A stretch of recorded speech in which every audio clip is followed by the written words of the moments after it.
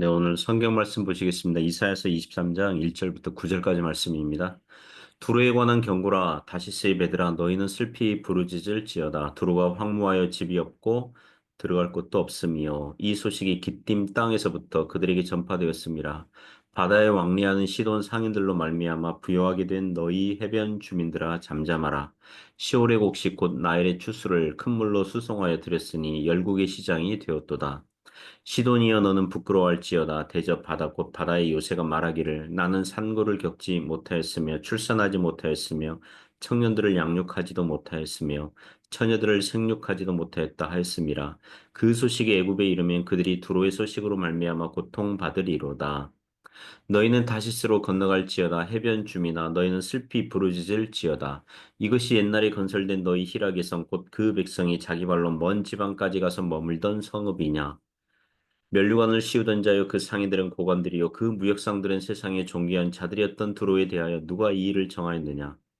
만군의 여호와께서 그것을 정하신 것이라.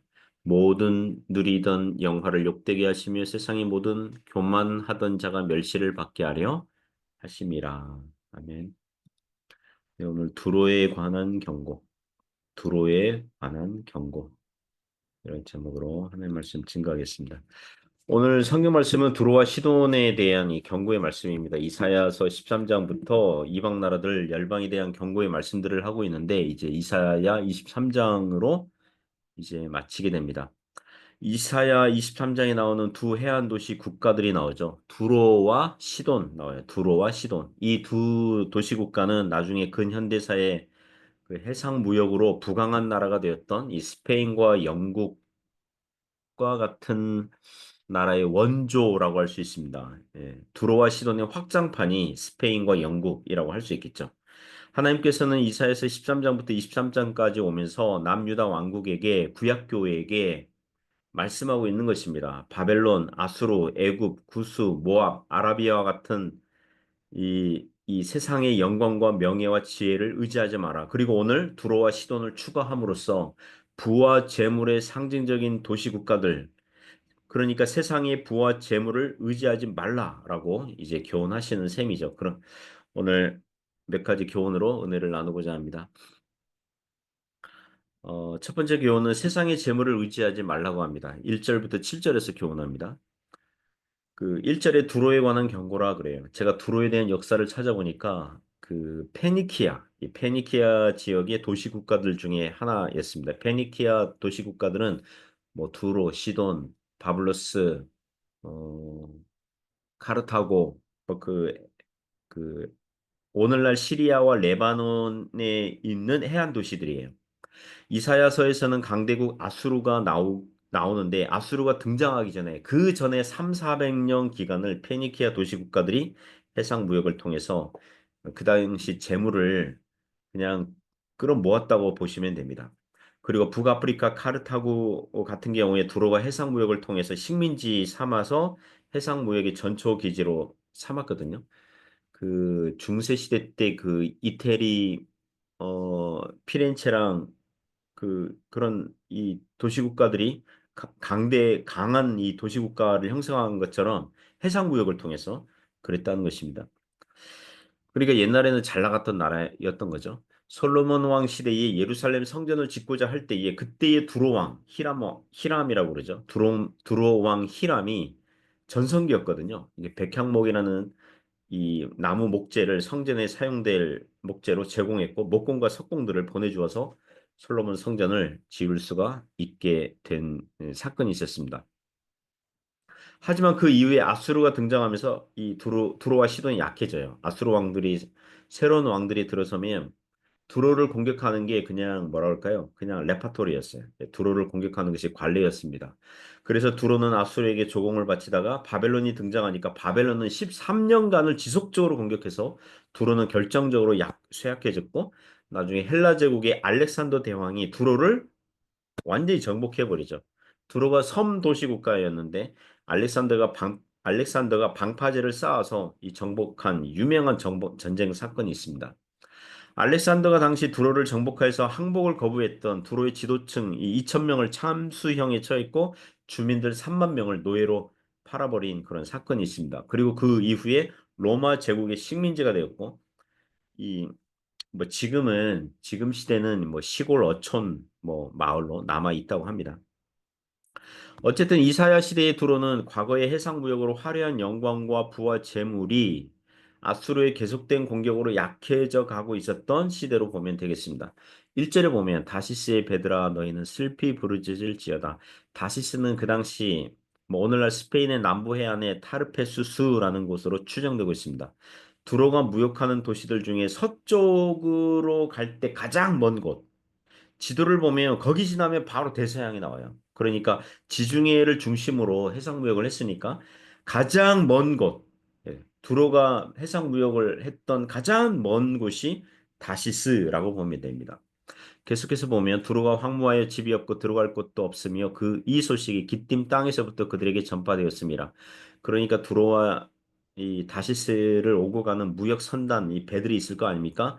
이렇게 두로에 가고 있는데 두로가 망했다는 소식을 기띔 땅에서부터 들은 거예요. 기띔 땅은 이 키프러스 키티온의 그 키티온 성의 음력입니다. 그 성경에는 구브로 섬이라고 나와요. 그러니까 구브로 섬은 두로가 출발 해상무역을 할 때 그 중간 기착지였어요. 이 중간 정박하는 곳.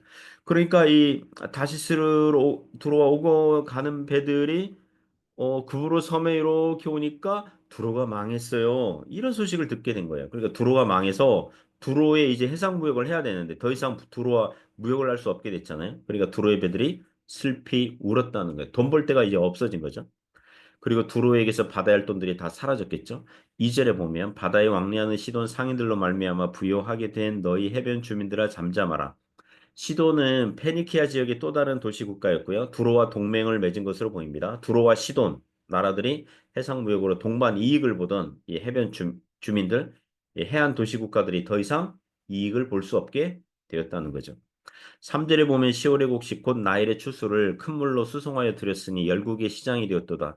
여기서 시올은 애굽의 나일강을 말합니다. 애굽에서는 곡식을 실은 배가 들어왔었고 두로가 열국의 시장, 세계의 장터가 되었습니다. 나중에 에스겔서 27장 가면 에스겔 선지자 시대에 이사야 시대보다 더 이후의 시간대거든요.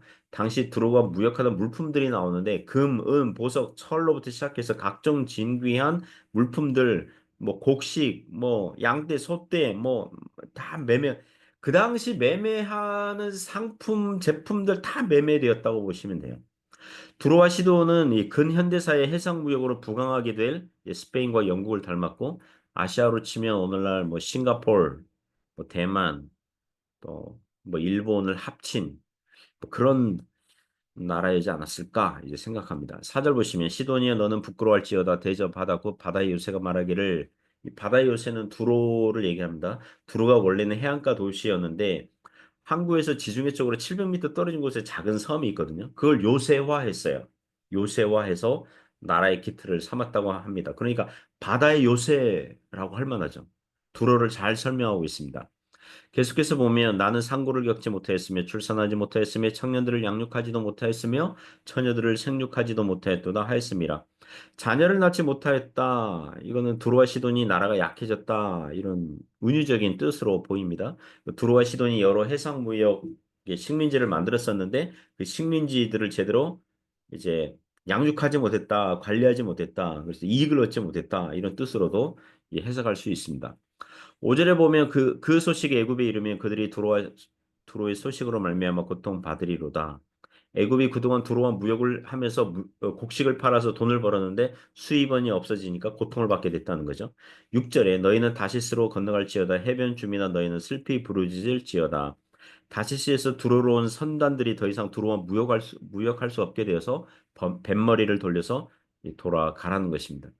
그리고 그 놀라움과 당황스러움을 풍자적인 말로 하죠. 이것이 옛날에 건설된 너희 희락의 성, 곧 그 백성이 자기 벌로 먼 지방까지 가서 머물던 성읍이냐? 두로가 옛날에 한창 잘 나갔을 때 재물과 부가 넘쳐났을 때 희락의 성이었어요. 온갖 세속적인 타락과 부패, 육신의 정력이 불타오르던 도시였는데 먼 지방 백성들이 찾아와서 머물던 도시였는데 왜 이렇게 망했느냐 이렇게 탄식하고 한탄하는 거죠. 사랑하는 성도 여러분, 오늘날 신자들이 이 두루와 같은 이 세상의 부와 재물과 부패한 영광과 이 타락한 희락과 즐거움을 의지해선 안 되겠습니다. 주님의 은혜를 바라볼 수 있길 바랍니다. 두 번째 교훈은요, 하나님께서 세상의 재물을 망하게 하신다는 것입니다. 8절 9절에서 교훈합니다. 8절에서 면류관을 씌우던 자여 그 상인들은 고관들이요 그 무역상들은 세상의 존귀한 자들이었던 두로에 대하여 누가 이 일을 정하였느냐. 두로의 해상 무역을 주관하는 사람들은 면류관을 씌우던 자요. 뭐랄까요? 굉장히 그 높은 위치에 있는 사람들이라는 거죠. 고관 대작들. 얼마나 부자였을까요?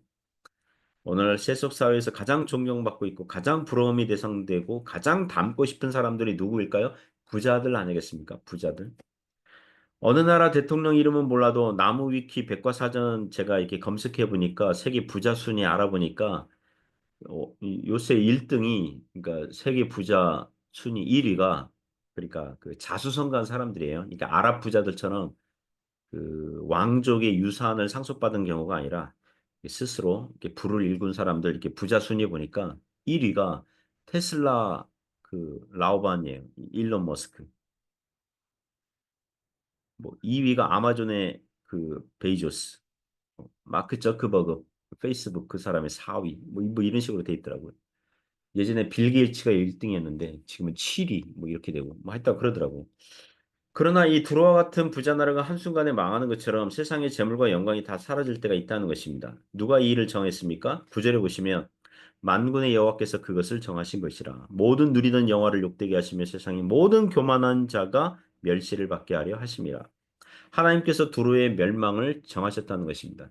국제 정세의 변화가 아니에요. 단지 아수르가 강해서 바벨론이 강해서 헬라 제국이 강해서 로마가 강해서 두로가 멸망당한 게 아니에요. 표면적은 그래요. 표면적은 그래요. 세상 나라들은 하나님의 뜻을 이루는 수단과 도구와 막대기에 불과한 것입니다. 누가 정하신 것입니까? 하나님께서 만군의 여호와께서 그것을 정하신 것이라. 인간은 어떻게 하나님 앞에서 어떻게 살 것입니까? 하나님과 어떤 관계여야 됩니까? 예수 그리스도 안에서 화목하게 된 관계입니까? 아니면 하나님과 원수지간으로 살면서 하나님의 법정에서 심판을 받게 된 관계입니까? 이게요. 이게 그 정말 알아야 되는 거죠. 지상 최고의 관심사인 거죠. 여기 보시면 세상의 모든 교만한 자가 멸시를 받게 하려 하심이라. 교만하면요, 분별력도 상실하고요, 무리수를 둡니다. 어제 보십시오. 예, 한국의 대통령, 윤석열 대통령이 이 비상계엄, 위헌적이고 불법적인 일을 하잖아요. 이 자기가 수세에 몰리니까 이 정치적인 이 수세를 이렇게 뭐랄까, 이렇게 공세 전환한 거 아닙니까? 무리수를 두는 거죠. 분별력도 없는 거죠. 그런데 이제 뭐 국회에서 이제 그 계엄, 계엄 해제 가결안 해가지고 이제 끝났잖아요. 이제 끝났어요. 정치적 생명 끝났습니다. 교만한 자가 교만하면요, 멸시를 받게 돼 있어요. 망하게 되는 것입니다. 사랑하는 성도 여러분, 인간은 70년, 80년이에요. 이 땅에서 살아봐야 70년, 80년이라고요.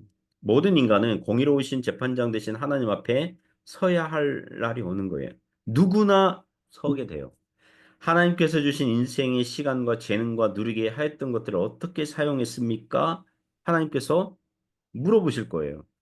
겸손하게 하나님께 영광을 돌리며 살았습니까? 아니면 두로처럼 교만하게 살다가 망하게 되었습니까? 이게 그 실존적인 질문인 것입니다. 사랑하는 성도 여러분, 그러므로 오늘도 주님의 은혜 안에서 살아갈 수 있기를 주님의 이름으로 축복합니다.